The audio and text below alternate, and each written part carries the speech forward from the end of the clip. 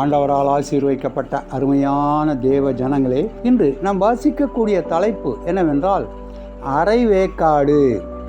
எப்ராயிம் அந்நிய ஜனங்களோடே கலந்திருக்கிறான்.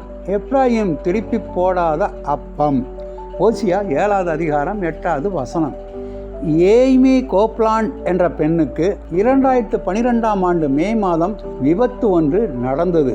ஆற்றினுள் விழுந்ததில் இடது காலில் பெரிய வெட்டுக்காயம் ஒன்று ஏற்பட்டுவிட்டது. அந்த காயத்தை மூட 22 தையல்கள் போட வேண்டியது ஆயிற்று. அதில் பல பிரச்சனைகள் ஏற்பட்டதால் மருத்துவமனைக்கு பலமுறை சிகிச்சைக்காக சென்று கொண்டிருந்தார். 4 நாளைக்குள் அரிய வகை நுண்கிருமிகள் அவளது காலினுள் பிரவேசித்து கால் மாம்சத்தை தின்றுவிட்டது. உடலின் மற்ற பகுதிக்கு அந்த நுண்கிருமிகள் பரவாமல் இருக்க அவளது காலை அறுவை சிகிச்சை மூலம் அகற்றினர். ஆனாலும் இந்த நுண்கிருமிகள் வேகமாக பரவியதில் 2 கைகளிலும் அடுத்த காலிலும் பரவி அங்குள்ள மாம்சத்தை சாப்பிட ஆரம்பித்து விட்டது.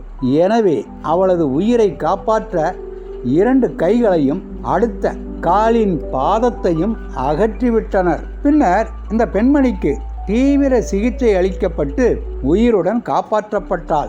உடலில் இத்தனை பாகங்களை இழந்து வீட்டிற்கு வந்த கோப்லாண்டிற்கு கட்டிடம் கட்டுபவர் ஒருவர் உதவ முன்வந்தார். அவருக்கென்று அவர் உபயோகித்த வசதியாக எல்லா வசதிகளையும் உள்ளடக்கிய வீடு ஒன்றை கட்டி கொடுத்தார். அநேகருடைய தாராள நன்கொடையின் மூலம் 2013ஆம் ஆண்டு மே மாதம் அவளுக்கு கணினி மூலம் இயங்கக்கூடிய 2 செயற்கை கைகள் பொருத்தப்பட்டன.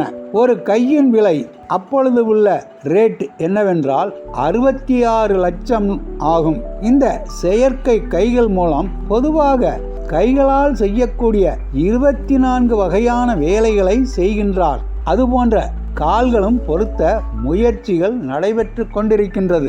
நோய் எதிர்ப்பு சக்தி இல்லாத சரீரத்தை உடைய நோயாளிகளுக்கும் சுத்தம் செய்யப்படாத ஊசியை உபயோகிக்கும் பொழுதும் மனித கழிவுகள் உரமாக பயன்படுத்தப்பட்ட வயலிலிருந்து வரும் காய்கறிகளை சரியாக சமைக்காமல் உண்ணும் பொழுதும் மனித கழிவுகளால் அசுத்தமடைந்த மாமிசத்தை சரியாக சமைக்காமல் உண்பதாலும் இப்படிப்பட்ட நுண்கிருமிகள் வருவதாக கண்டுபிடித்துள்ளனர். நாம் ஒவ்வொருவரும் சரீரமாகிய சபையின் அங்கங்கள் சரியான வேத கோட்பாடுகளை பின்பற்றாததாலும் அரைகுறையாக பின்பற்றுவதினாலும் சபையின் அங்கங்களாகிய சிலர் ஆவிக்குரிய அழிவை தேடிக்கொள்கிறார்கள். பின்னர் அவர்கள் மற்ற அங்கத்தினர்கள் அழிந்து போவதற்கும் காரணமாக அமைந்து விடுகின்றனர். இந்த அரைவேக்காடு விசுவாசிகளை குறித்து நாம் ஜாக்கிரதையாய் இராவிட்டால் நாமும் அவர்களுடன் சேர்ந்து அழிந்து போவோம்.